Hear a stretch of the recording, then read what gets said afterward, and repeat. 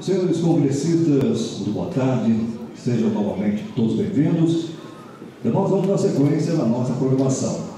O Congresso Internacional de Biomassa é um evento anual coordenado e organizado pelo grupo FRG Mídias e Eventos, que conta com o apoio das principais associações e entidades ligadas ao setor da biomassa no Brasil e também no exterior. Estamos já em sua 4ª edição. O Congresso tem um papel fundamental nesta nova fase da matriz energética brasileira, onde a busca por tecnologias limpas para a geração de energia se faz urgência para garantir o futuro e também o crescimento do país. E o nosso tema desse painel agora é geração distribuída com fontes renováveis.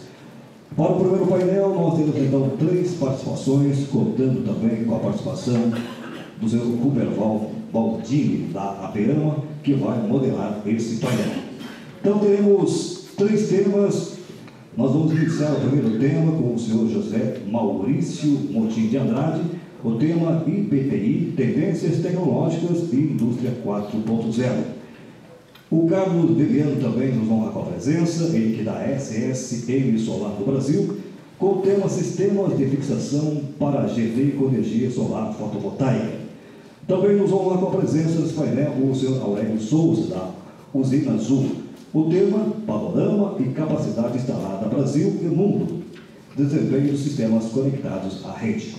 Vamos iniciar então o painel Geração Distribuída com Fontes Renováveis, convidando inicialmente então com o tema IBTI, Tendências Tecnológicas e Indústria 4.0. Vamos receber o senhor José Maurício Motim de Andrade.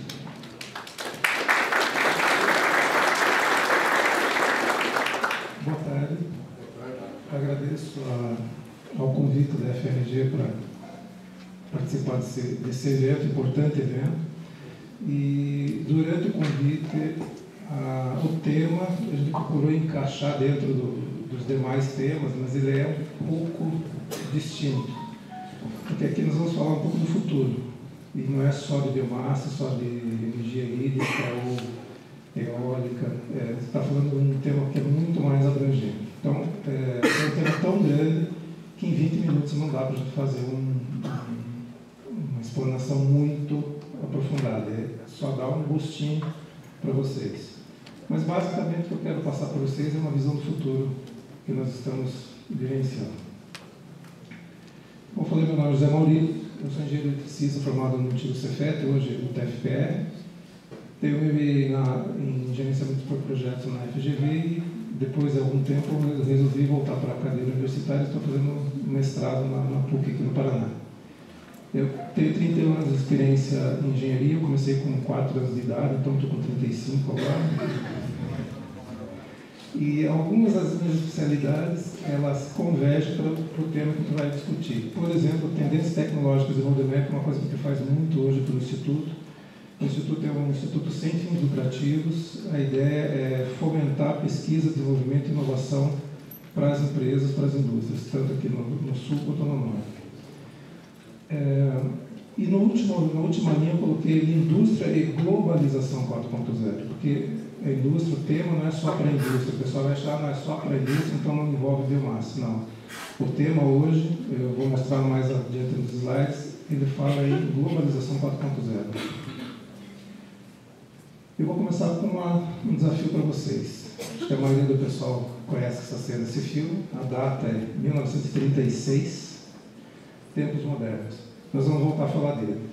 Mas eu quero que você observe bem essa imagem do Chaplin se apurando para poder cumprir o trabalho dele. E a gente vai depois discutir o que tinha por trás desse conceito todo. Bom, falando de tendências tecnológicas. Então, começar a falar sobre tendências, então, primeiro falar o que é tendência. Então, eu voltei lá no dicionário e peguei algumas palavras que definem o que é tendência. E achei algumas palavras importantes. Por exemplo, tendência é uma disposição natural. Tendência está relacionado a ações humanas.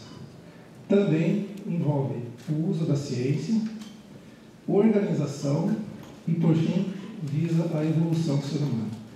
E eu coloquei aqui 2 imagens de uma diferença de 54 54, 53 anos, que a maioria de vocês deve reconhecer. O primeiro é do filme da série de televisão Star Trek, onde tinha alguns equipamentos que, quando eu era criança, eu ficava vidrado, e um deles foi, vamos dizer assim, serviu como base para o que a gente tem hoje, o celular. Para quem lembra da série, o intercomunicador, que o capitão, quando descia no planeta, depois eu pedia para o Scott chamar de volta, ele chamava pelo intercomunicador. Inclusive, teve uma marca de celular que deu o nome de StarTAC, em homenagem ao Star Trek. Se vocês se lembram, era um celular de alguns anos atrás. Bom, aqui eu coloquei como tendências tecnológicas. Qualquer tendência tecnológica segue um ciclo. E qual é esse ciclo? Eu usei o Hype Cycle Gartner, que é o Instituto Internacional, que estuda tendências mundiais. E eu coloquei o link, aqui não dá para ver bem, mas vocês vão ter depois a cópia da apresentação. Esse instituto ele tem todas as tendências tecnológicas de todas as áreas, não só de IT, mas muitas tendências que vocês possam imaginar, de todas elas que você conhece. Por exemplo, impressão 3D, impressora 3D, realidade aumentada, inteligência artificial, todas elas passam pelo mesmo ciclo. E eles dividem esse ciclo em 5 pontos.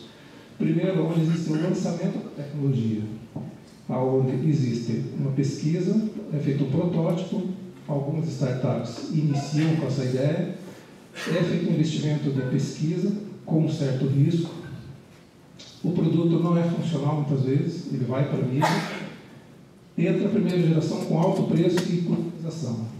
Depois ele entra na segunda fase, que é o pico das expectativas inflacionadas. É a solução que vai salvar a Terra, e todo mundo cria uma expectativa muito acima do normal. E aí começa uma pressão negativa. A partir disso entra o terceiro ponto, que é o vale da desilusão, onde você realmente vê, não é bem assim, a tecnologia é um pouco cara ainda. Posso citar um deles agora, que fala do grafeno, ele ainda está nessas fases iniciais. Ele entra no vale de depressão, aqui no vale de desilusão, com a consolidação e falhas que vai aparecer na tecnologia, investimentos e riscos, aí é onde entram grandes organizações que vão realmente injetar dinheiro para fazer com que aquele produto, aquela tecnologia seja efetiva, entre em uma linha de produção, e eles chegam no ponto mínimo, na segunda geração, que é a parte de serviços. Aqui eu cito para vocês o realidade aumentada, eu vou falar mais para frente, quem não ouviu falar, vou mostrar um exemplo. A realidade aumentada está saindo do vale da desilusão para entrar na quarta etapa, que é a rampa de consolidação, onde menos de 5% das empresas ou as empresas ou os institutos que começaram aquela pesquisa, menos de 5% realmente vão adotar isso. Os próprios consumidores ainda adotam de uma forma muito tímida. É a terceira geração chamada de consolidação. E depois ele entra numa rampa num platô de produtividade, onde realmente o produto entra em linha de produção. Aqui hoje nós temos a impressora 3D, por exemplo. Se você pegar no Hype Cycle Gartner, entrar na internet, todos os anos eles lançam um gráfico desse mostrando aonde estão as tecnologias. Eu vou citar duas que estão aqui na fase inicial. Poeira inteligente, ou Smart Dust, que são nanorobôs, que você joga e fica como poeira no ambiente, e essa poeira tem a capacidade de absorver temperatura, umidade, pressão atmosférica, movimento de fluxo de ar, e começa a trabalhar com informação, troca de informações em nuvem, entre os robôs e para a nuvem, sobre o ambiente onde eles estão. É o chamado Smart Dust. E tem também impressora, todo mundo já ouviu falar da impressora 3D. Agora já ouviu falar da 4D. A 4D ainda está aqui também, está na fase de protótipo. É uma impressora que ela vai imprimir objetos em 3D, só que os objetos mudam ao longo do tempo. Então, a quarta dimensão, o quarto D da impressora 3D é a altura, largura e profundidade, e a quarta dimensão é o tempo. Ou seja, você pode imprimir um produto num determinado formato e depois, com o tempo, ele muda a forma original que ela foi impressa. Eu não posso explorar todas as tecnologias, porque são muitas. Então, tem tecnologias que vão levar aqui 10, 5, 10, 15 ou até mais de 20 anos. Bom, vamos falar agora sobre revolução industrial. Só que antes de falar em revolução industrial, você tem que pensar, vou explorar um pouco o que diz a palavra revolução. Revolução novamente o dicionário. Eu gosto muito de, quando vou dar uma palestra, voltar na raiz da palavra para entender o que eu estou explicando. Revolução significa mudança abrupta e radical, motivada pela incorporação de novas tecnologias, no nosso caso, tendo desdobramentos no âmbito econômico, social e político. E com relação a revoluções industriais, o conceito, o propósito é: o ser humano tende a organizar-se em grupos com o objetivo de evoluir. O intuito é fazer mais, melhor e mais rápido. E isso desde a primeira revolução industrial. Vocês perguntam, mas o que é a primeira, o que é a segunda, o que é a terceira? Hoje eu vi alguns colegas falando da turbina a vapor. É a primeira revolução industrial. Ainda. E até hoje está em uso. Então aqui fiz um quadro com as 4 revoluções industriais, e normalmente o pessoal abrevia o termo, chama de I, como você vê muito em textos, o pessoal, ao invés de chamar indústria 4.0, põe simplesmente I 4.0. Então, vamos lá, a primeira revolução industrial, cerca de 1760 a 1840, ele estava relacionado à mecanização, onde você tinha máquina a vapor, que é o que a gente acabou de ouvir hoje de manhã nas palestras, indústria têxtil, que foi o propósito original, e êxodo do campo. Foi a primeira vez que o homem saiu do campo para ir para a cidade para trabalhar na indústria. A segunda revolução industrial aproximadamente ocorreu entre 1870 e 1945, entre início e término, e ela já estava focada na eletrificação, com linhas de produção automatizada, utilização do meio no motor de explosão e o uso do petróleo. E aqui entra, a foto não é à toa, linha de produção do Ford, 1929, 1930. Aqui também aparece Nikola Tesla, que é o maior gênio, acho que na minha opinião, o maior cientista de todos os tempos, onde ele entrou com a parte de eletricidade. E até hoje toda geração de energia, seja turbinas eólicas e hídricas, segue o mesmo princípio de Nikola Tesla. A terceira revolução industrial diz respeito a 1945, final da guerra, a 1990. Ela basicamente fala de computação, automação, a eletrônica e robôs. Os robôs não autônomos, os robôs, braços mecanizados, que aceleram a produção de uma determinada fábrica. E a quarta revolução industrial, que começou o termo em 2011 na feira de Hannover, na Alemanha. O intuito é a integração de todas as tecnologias que existem e as que ainda nem existem, ainda vão ser inventadas. Ela envolve tecnologia, convergência e sistema cyberfísico. Bom, como está hoje o tema no mundo? Na Alemanha, aqui no Brasil chama-se Indústria 4.0, na Alemanha chama-se Indústria 4.0, catapulta o programa é no Reino Unido, Indústria 2025 é Suíça, Advanced Manufacturing é Estados Unidos, Industry of the Future é França e Coreia, se não me engano, Made in China 2025 é o programa chinês para Indústria 4.0, e por fim TechNet 2024 é o programa russo. São os mesmos temas, mas com nomes distintos. E aqui, acho que, na minha opinião, se tiver que parar agora, não sei como é que está o tempo, mas se tiver que parar a palestra, essa é a mensagem principal. Oportunidade. Nós estamos vivendo uma era de muita transformação e eu vejo isso como uma grande oportunidade. O tema é global e é muito recente. Ele surgiu na Alemanha em 2011 e mesmo assim na Alemanha, eu vou todo ano para a Alemanha participar de feiras, mesmo assim na Alemanha ainda é um tema que lá ainda eles estão digerindo o tema. Muitas empresas ainda não estão nem preparadas, a gente vai falar sobre a maturidade. Mas eu vejo que é um tema global, muito recente, as empresas e os profissionais estão buscando por conhecimento dessa área.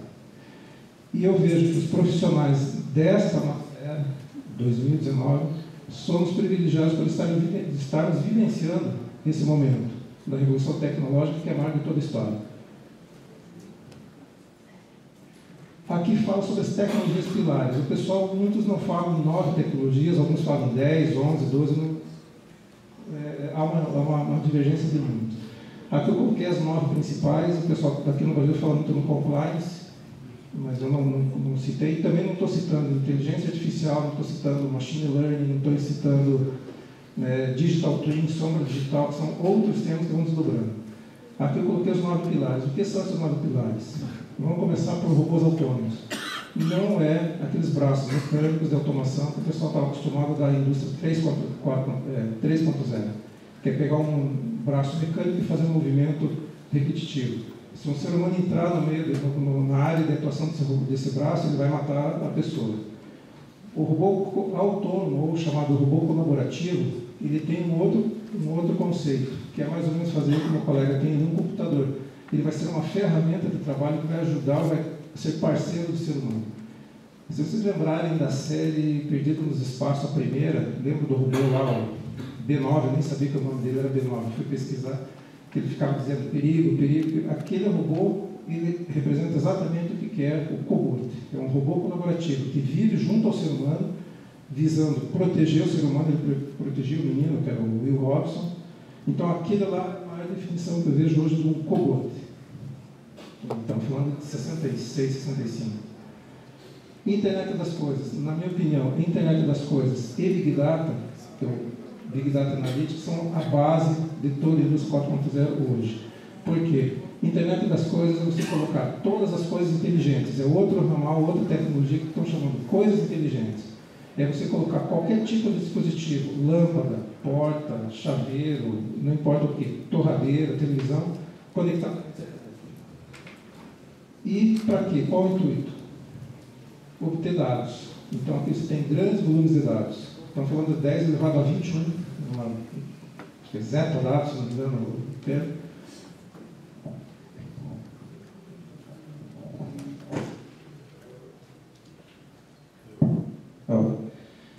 E o Big Data, hoje, Analytics, na minha opinião, é um dos temas mais importantes, porque não adianta você ter informação e não saber o que fazer com ela.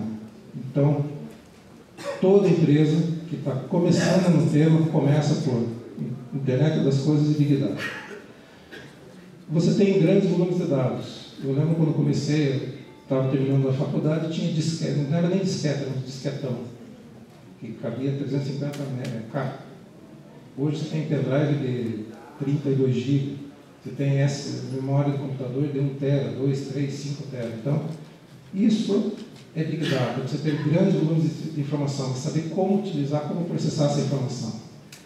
Aonde você vai colocar isso? Na minha época era colocar no computador, hoje já estamos jogando em nuvem, então entra computação em nuvem, você já não tem mais um equipamento físico. Isso vai começar a ter cada vez mais um computador remoto, com maior capacidade de processamento. O teu computador vai ser um computador com um processamento limitado, mas ele só vai acessar uma unidade maior. Segurança cibernética, está tendo um congresso lá no FIEP, inclusive eu estava participando, que é sobre como proteger os seus dados. Todo mundo hoje tem aplicativo, um banco, e a primeira coisa que você tem que ter é segurança dos seus dados. Realidade aumentada é a mistura do mundo virtual com o mundo real. Você jogar para o mundo real imagens virtuais e fazer com que os dois coexistam. Manufatura aditiva, basicamente, impressão 3D. Hoje, para você, a estação espacial, por exemplo, não leva mais peça sobressalente, ela leva uma impressora e quando ela quebra uma peça lá no espaço, ela imprime a peça que quebrou. Com isso, ela tem economia de espaço no transporte da nave. Simulação. Tudo hoje que você faz, você trabalha com software de simulação térmico, mecânico, de resistência, para qualquer projeto de engenharia. E você faz simulações de funcionamento de fábricas inteiras antes de elas serem colocadas em prática. Faltou algum? Acho que não, né? Integração. Integração é você conectar toda a tua empresa vertical, desde o porteiro até o presidente, toda a empresa está digitalizada, e também todas as empresas da tua cadeia de produção, dos fornecedores e clientes, também estão integradas. Esse eu vejo como o maior desafio de qualquer empresa. É fazer com que o teu RP converse com o RP do teu fornecedor e do teu cliente, todos eles se entendam. É um desafio enorme. Princípios e benefícios da indústria 4.0. Eu procuro por pouco texto para ficar assim uma leitura mais suave. Princípios, interoperabilidade, você conectar diversos sistemas entre si, inclusive máquinas que já existem hoje, por exemplo, uma turbina de biomassa, você poder colocar dispositivos que consigam coletar dados para jogar na internet. Virtualização, você criar um mundo virtual, eles chamam de sombra digital ou digital shadow ou digital twin. Gênio digital, você tem uma fábrica exatamente igual à tua, só que no mundo virtual. Descentralização, o maior ponto deles. Você poder ter informações em tempo real, que é o próximo ponto ali, e essas informações serem descentralizadas. Então, você pode fazer tomadas de decisões também descentralizadas, não precisa subir na hierarquia da organização para você tomar uma decisão qualquer. E modularidade é essa flexibilidade de você trabalhar com módulos distintos, mas que possam ser interligados entre si, seria um Lego digital. Benefícios. Melhoria de processos, aí envolve economia, economia de energia elétrica, de recursos, tempo, interação homem-máquina, onipresença da informação, é muito importante, você ter informação em tempo real, decisões autônomas, agilidade e rapidez, segurança, e envolve segurança tanto física quanto física das pessoas como segurança eletrônica e confiabilidade. E agora são fotos onde eu tirei nas minhas pesquisas das andanças pelo mundo. Trabalhei 30 anos numa multinacional chinesa. Quando eu saí, eu falei, agora paro de viajar. Eu viajei bem mais. Em 3 anos, eu viajei 17 vezes para fora do país. Essa feira é a Feira de Hannover, é do ano passado, de 2018. Esse daqui é um sistema, é um exemplo de Big Data aplicado à indústria farmacêutica. Isso aqui é um banco de dados, eu tenho dado, que está filmando em tempo real essa planta. E essa planta é para uso farmacêutico. E ele tem o banco de dados de crescimento dessa planta. E ele consegue monitorar se aquela planta está crescendo acima ou abaixo da expectativa. Se estiver fora do padrão de crescimento, ele muda luminosidade, muda a umidade da terra, a temperatura e controla o crescimento da planta. Esse daqui é um drone que parece pequeno, ele é maior que essa mesa. Ele tinha capacidade para voar com 100 litros de água, ou de fertilizante, ou de agrotóxico, ou seja lá o que for, para a indústria, para a agroindústria, para o agronegócio. E aqui também o exemplo de Big Data, empresas que estão trabalhando na coleta de dados do agronegócio para fazer. Coleta de dados, coletar, selecionar, filtrar, descartar o que não interessa de informação, processar a informação necessária e útil, armazenar e saber recuperar essa informação. Tem empresas trabalhando só em informação Big Data. Aqui são um exemplo de realidade aumentada, onde você tem uma mesa, onde tem código de barra, e você tem uma fragata, que você pode visitar essa fragata, girar ela de todos os sentidos, e se você aproximar o tato, você vê o que tem dentro da fragata, se você afastar, você vê o que está fora dela. Isso estou conversando com o pessoal da PUC, eles estão fazendo o mesmo com o corpo humano, para você não ter mais um cadáver real, e sim um cadáver, um corpo humano virtual para fazer estudos de medicina. Esse aqui é um cobot, ele tem, até a Gazeta do Povo fez uma reportagem sobre ele. Esse cobot ele é usado numa universidade na Alemanha, ele é assistente do professor da universidade. Aqui é um exemplo de uma impressora multidimensional da HP, ela é multimaterial, ele pode imprimir plástico e metal simultâneo. Isso aqui na Feira de Las Vegas é uma meia com sensor eletrônico para monitorar o pé de diabético, e ele consegue transmitir dados para o celular com 2 anos de predição para avisar a pessoa que ela pode ter risco de circulação e evitar a amputação dos pés no diabético. Esse aqui é um pato que usa inteligência artificial, que a criança brincando com o pato, ela faz tudo aquilo que ela está passando pelo tratamento médico, ela aplica no pato, e o patinho responde como se fosse um doente, como ela é. Então ela aproxima a criança de um ser, assim, um bichinho de pelúcia que está sofrendo a mesma doença dela. Eu achei muito legal. Esse aqui é um tradutor simultâneo, você põe um fone de ouvido, cada um no ouvido, você fala em chinês e ele traduz para o português e vice-versa, ou qualquer outro idioma. E aqui, para finalizar, a mensagem que tinha do filme, do Chaplin, era: quem lembra do filme, ele falava muito em indignidades, máquinas, aceleração, pressão para não ter erros, caos, futuro incerto, esperança e vida melhor. No final do filme ele fala bem isso. O Chaplin está caminhando na estrada e com uma parceira lá, com uma colega. E o que nós temos hoje?